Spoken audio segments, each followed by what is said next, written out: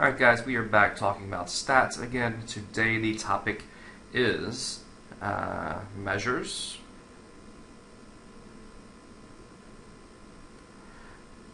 of central tendency. Okay, you might be more familiar with the term averages. That's what we're talking about today, averages. Now, we usually think about average, we think about one thing, and that is the mean average or the arithmetic average. That's when you take a bunch of data points, add them up, and divide by the number of records you had. That's what most people think when they think average. But there's actually three we're going to talk about today. There's more in reality, but we're going to talk about three today. And these are kind of like the most well-known. You have the mean.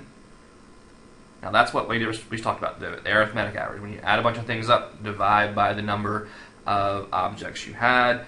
And then we have the median. I know you at least heard of this one, because anytime you talk about money, income, very varied data, the median is what is usually used. And then you might have heard of this one before, probably at some point in your past mathematics studies, the mode. Oh, let me erase that. There we go, mode. Okay? Now, the mode's super easy to compute, but these are the three we're going to be working with today. Now, we have a couple different data sets here. This is talking about tax information. So you have standard deductions and you have exemptions. These are two different data sets. We'll handle them differently. I wanted to use this though because there's several examples we can work with these numbers. So you have, let's see, 1, 2, 3, 4, 5, 6, 7, 8, 9 states, and we have the standard deduction figures, and we have personal exemption figures. And what we want to do is show you how to get the mean, median, and mode of each of these sets of data. So, same process for both of them. Again, these are two separate sets of data here. So don't let these confuse you. Nothing crazy here. We're going to compute the mean, median, mode here, and then compute the mean, median, and mode there. Maybe talk about a few things along the way as well.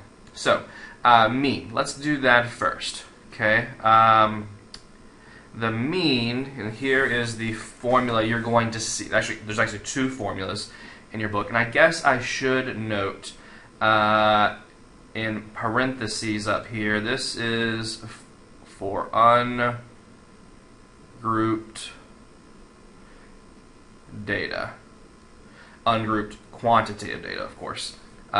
Now, we'll have different formulas later on for grouped data, grouped quantitative data, but right now we're dealing with ungrouped data.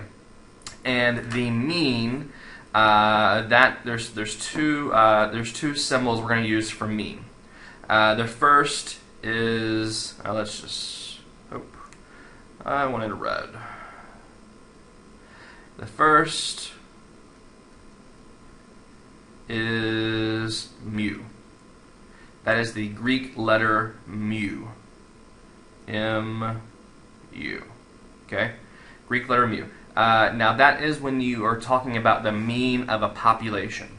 Now you're going to see this trend throughout the rest of the semester. When you see Greek letters, we're going to see mu, sigma, maybe rho, and others. When you see Greek letters, you're going to think population type data.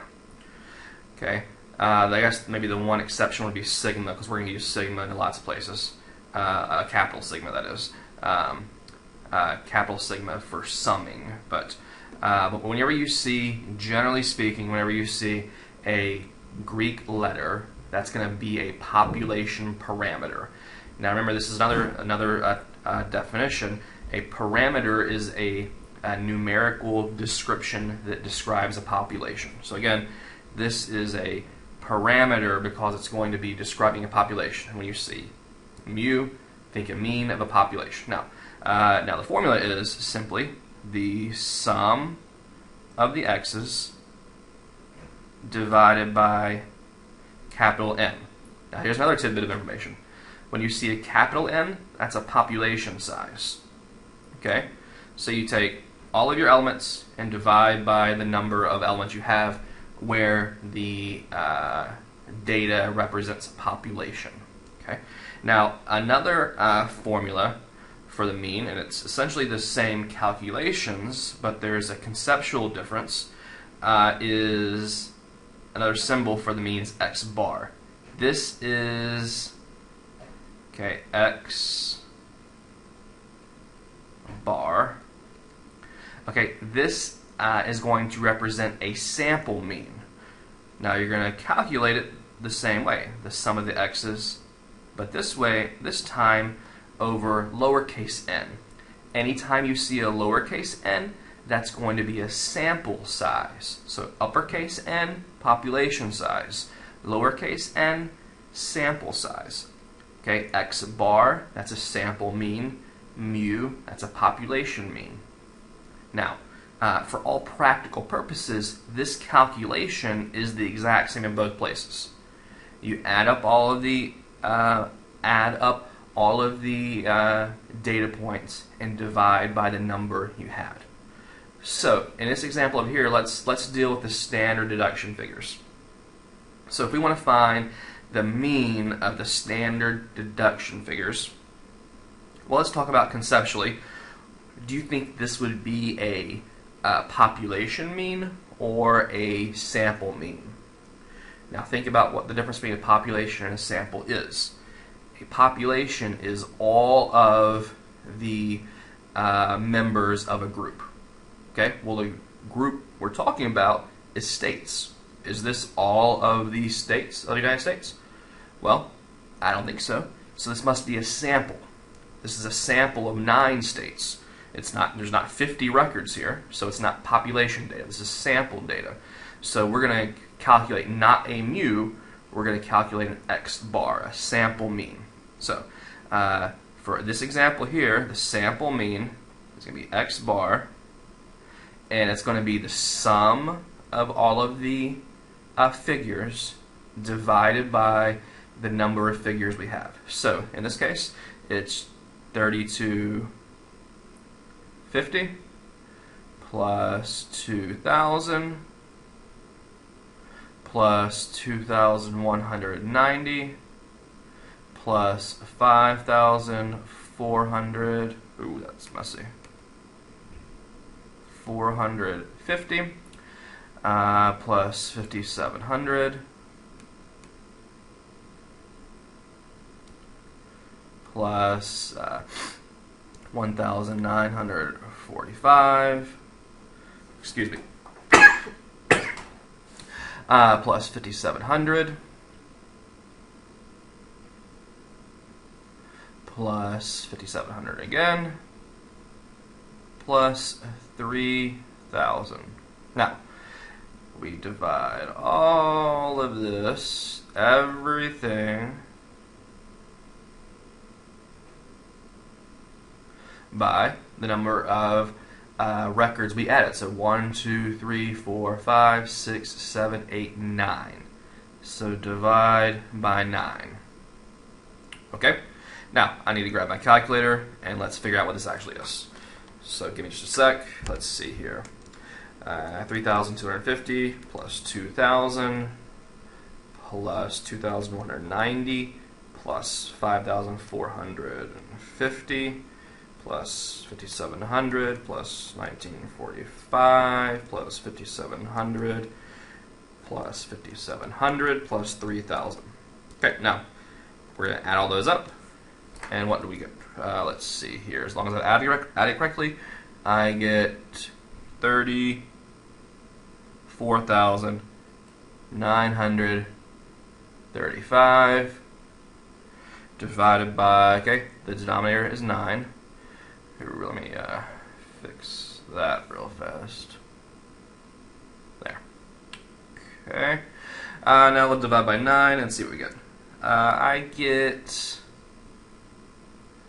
$3,881. Now these are dollar figures, so I'll round to the nearest cent. 60 cents. Okay?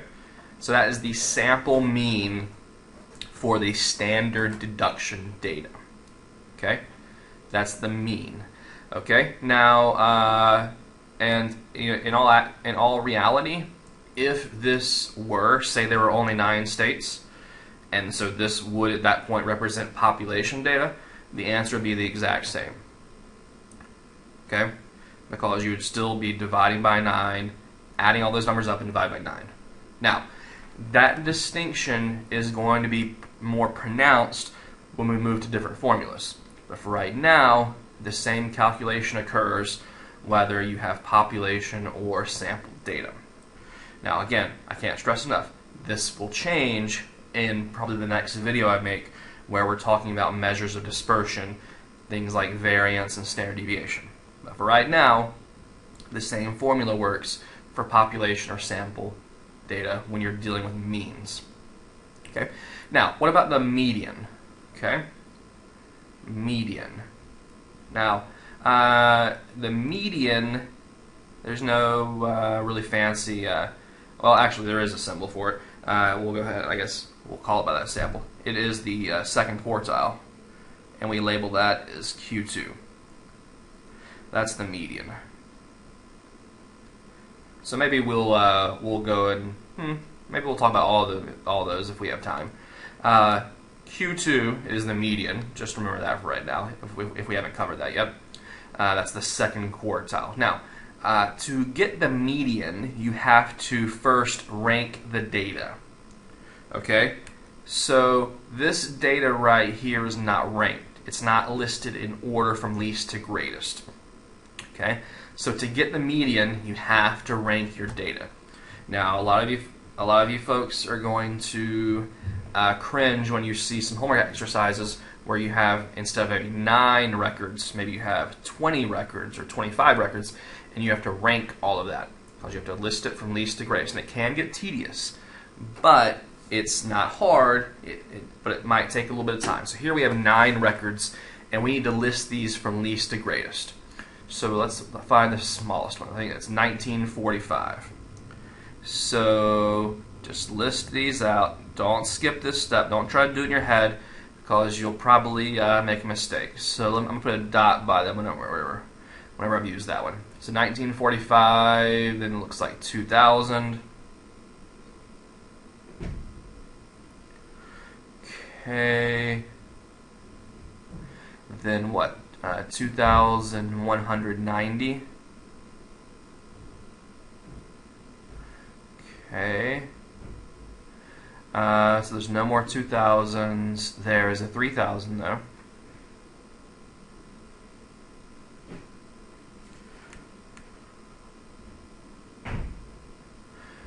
Okay. Let's see here. There's a 3,250.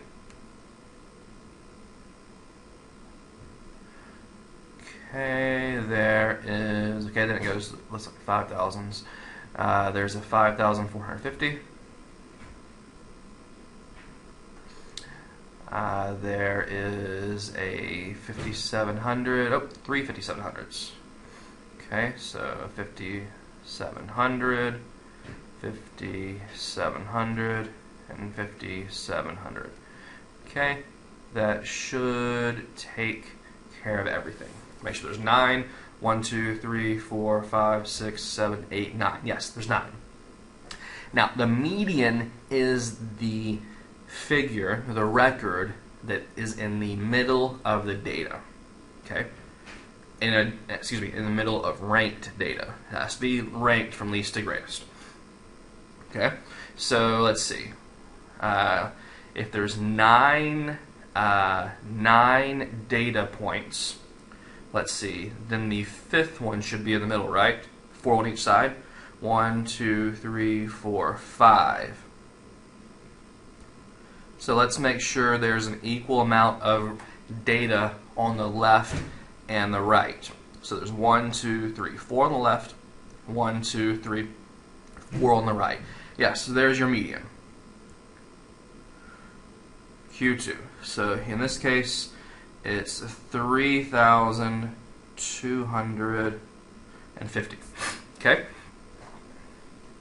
That is your median standard deduction. Okay? Now, why is the median useful? You might think that's kind of trivial how we found that out. But the median is useful because it's not super sensitive to outliers. Okay. For instance, let's say, just for the sake of argument, I'll maybe erase this and then I'll put it back. Let's see here. Oh, where's my eraser? There we are. Oh, white. I didn't want to do that. Oh, yeah, that's fine. Let's just do this then. I'll erase this really fast. Okay. Let's say that instead of that 5,700 there was a, I don't know. Let's say 10,000. Or let's say 15,000. That's a really big outlier.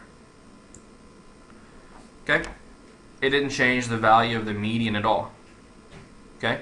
Because there's still 1, 2, 3, 4 on the left and 4 on the right. It doesn't matter that one right there is way up above, because the median doesn't take into account necessarily the numerical values. It just takes into account their ordering. Okay? Now let's see what would have happened if we, again, instead of there being that extra 5,700, let's say that there was for calculating the mean, let's say that there was that outlier there, and see what happens. Okay? So again, this is just hypothetical here. This isn't, I changed the data set a little bit, so I'll do a different color here. So let's just do that in purple. Let's say I had X bar, and it was this exact calculation, except for one of those 5,700s, I replaced it with the 15,000. Okay? So an easy way to do that, just to not have to do all the work again, we know there's still going to be a 9 on the denominator, and all I can do for the numerator is subtract, let's see, 34,935, subtract one of the 7,500s off, but add 15,000. Okay? And on the top, we get 42,435. Okay? And now let's see what the mean equals. Now, by dividing by 9, we get 4,715. Okay? See, look at the difference here. Whenever there is that outlier, so again, we doubled one, we more than doubled one of the values. We went from 5,700 to 15,000, almost tripled it. Okay? It didn't change the value of the median at all, of Q2. However, look what happened to the mean. It went from 3,800 to 4,715, almost increased by 1,000. So the mean is very sensitive to outliers. Again, for instance, this would be like if you had one state that just gave a huge standard deduction. That would increase the mean drastically, but it wouldn't necessarily increase or affect the median at all. Okay, that's a big advantage of the median. That's why you see the median used when you're talking about maybe household incomes in a country, because most everybody, most people make maybe in the range of maybe $40,000 to $100,000. That would be most people in the United States. But then there's some people that make a very, very little amount of money, and then there's some people that make an exorbitant amount of money. If you took the mean of all of the household incomes in the United States, it would be an astronomical figure. It would be a really big number. Okay? Because there's billionaires and there's multi-billionaires. Okay? Even though there's not many of them, those huge household incomes would bring the mean average up substantially and make it look like everybody in the United States, households, that is, were making tons of money each year. But obviously that wouldn't be the case. the mean is super sensitive to outliers, the outliers here being the very super wealthy, it would make the average look bigger. It would inflate the average when that's not reality. So that's why you see median used in the when you talk about household incomes, because it is not as sensitive to outliers. Okay, so there is the median and mode. Okay, excuse me, not median and mode. There's the mean and median. Now, what's the mode? Mode is really easy. Mode is just the number, the record that is repeated the most. So here, looking at our original data set, not the altered data set, 5,700 is repeated 3 times. So here, 5,700 is the mode. Okay? And in fact, it's the only repeated value here. So again, that's the mode. Now let's say there was 2 records that were repeated 3 times, then you would have 2 modes. Okay? Or if there, again, it's the record that's repeated the most. But if there happens to be 1 record that's repeated the same number of times, then there could be 2 modes. Or if there was 3 numbers that were repeated the same number of times, that was the highest repetition. And again, you could have as many modes as the data show. Okay, but again, there could be more than one. So don't let that confuse you if there's more than one. But here in this particular data set, there's only 1, because you have this guy right here, this guy right here, and that guy right there. 5,700 is repeated 3 times, and no other data point is repeated. Okay, but if there was another one repeated 3 times, there would be 2 means. Or if there was 3 repeated 3 times, there would be 3 means. And there's nothing special about being repeated 3 times. If there was only 1 number that was repeated twice, that would be the mode. Okay. If no number is repeated is repeated, then there's no mode. That's a possibility too. If every number in this list was unique, there would be no mode. Okay. The fancy word for if there's 2 modes would be bimodal. If there was 3 modes, it would be trimodal. If there was more than that, you would call it multimodal. Okay, so that's the mode. That's pretty easy. And then we can actually, I think we've kind of talked about this enough as far as these 3 are concerned. But you could do the exact same thing with these data over here. Again, to find the mean, you would just add them up, and again divide by 9, since there's 9 records here. To find the median, you would list them and pick the one in the middle. And then for the mode, we can actually find the mode real fast, because look, the mode, there's these 3 repeated. Okay, so there would be your mode would be 3,650, because it looks like no other data point is repeated. Okay, so mean, median, mode. Now again, these are for ungrouped data. These are called measures of central tendency, and these aren't the only 3 there are. This is just 3 that we're going to talk about here. There's other ones that you may come across in your homework exercises, or maybe in the literature as you're reading for other classes. But this is all we're talking about here today. Okay, so mean, median, and mode. I hope this has been helpful. Oh, I want to do one thing. What about if the median, and this is important here, so sorry, I almost forgot this. What if you have a number of records that is not an odd number? Okay, let me erase a little bit here. Let's go back. Let's forget about this guy right here. Okay. Alright. Let's say, let me go back to yellow. You have 5,700 again. And let's say we added a number. Oh, let's say 6,000. Okay. Well, I need to erase this then. Now we have 10 records. Now again, this is not the original data set. I just added a number. So now we have 10 records. But now what happens? You can't find, if you have an even number of data points, you can't find an exact one of the data points that's in the exact middle. For instance, 1, 2, 3, 4, 5. Okay, if I pick this guy right here, the original one, 3250, there's 1, 2, 3, 4 on the left, but there's 1, 2, 3, 4, 5 on the right. Excuse me. Okay, that doesn't work. It's not in the exact middle. If I pick this guy right here, okay, so if I pick this guy, okay, there's 1, 2, 3, 4 on the left, 1, 2, 3, 4, 5 on the right. So that doesn't work. Alright, what if I pick this guy? Okay, 1, 2, 3, 4, 5 on the left, 1, 2, 3, 4 on the right. So that doesn't work.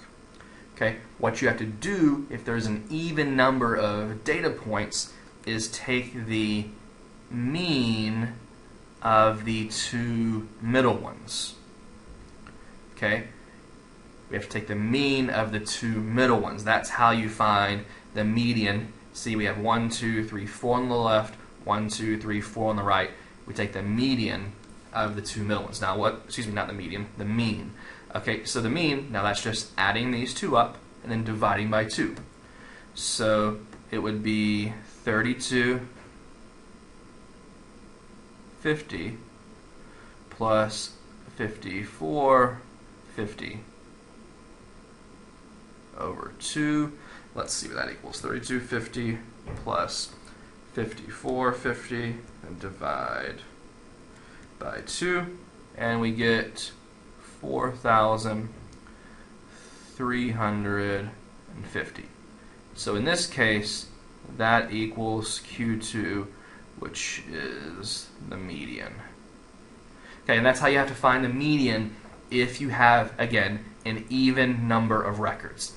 If you have an odd number of records, you can find the exact data point in the middle. But if you have an even number of records, you'll have to find the mean of the two middle ones. Okay, I almost forgot to show you that, but that will pop up pretty often because there's no guarantee you'll have an odd number of data points like we did here. You might have an even number in lots of examples. So glad I remembered that last minute. Okay, so again, measure central tendency, mean, median, and mode. If you have any more questions, feel free to shoot me an email or, of course, always ask during class. Okay, hope this has been helpful. See you guys later.